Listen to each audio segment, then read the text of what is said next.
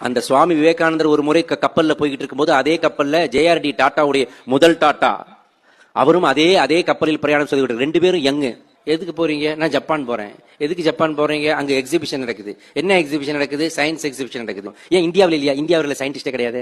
உடனே சுவாமி விவேகானந்தர், இந்தியாவில் இப்ப பிரிட்டிஷ் ஒரு 200 வருஷமா ஆண்டுகிட்டு இருக்கிறனால இப்படி சொல்ற, அதுக்கு முன்னாடி இந்தியா எப்படிப்பட்ட இந்த பாரத தேசத்துல எவ்வளவு பெரிய பெரிய அறிஞர்கள், மேதைகள், கணித மேதைகள், விஞ்ஞான, அவர் இன்ஸ்பயர் ஆகிறாரு. சரி, இது ஒரு மனசுலயே இருக்குது. 1904 மைசூர் மகாராஜா வந்து டாட்டா பாக்குறாரு.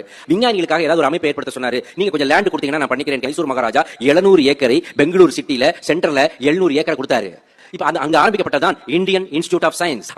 அந்த இந்தியன் இன்ஸ்டிடியூட் ஆஃப் சயின்ஸ்ல இருந்து கொஞ்ச நாள் கழித்து பிரிந்ததுதான் இஸ்ரோ எனப்படும் இந்தியன் ஸ்பேஸ் ரிசர்ச் ஆர்கனைசேஷன். அந்த இந்தியன் ஸ்பேஸ் ரிசர்ச் ஆர்கனைசேஷன்ல இருந்து கொஞ்ச நாள் கழிச்சு நமக்கு ஒரு இளம் விஞ்ஞானியா அது உள்ள சேர்ந்து அதன் பிறகு பல சாதனைகளை நிகழ்த்தி நம்முடைய இந்தியாவுக்கே ஜனாதிபதியான டாக்டர் ஏபிஜே அப்துல் கலாம் வருவதற்கு காரணமே சுவாமி விவேகானந்தர்.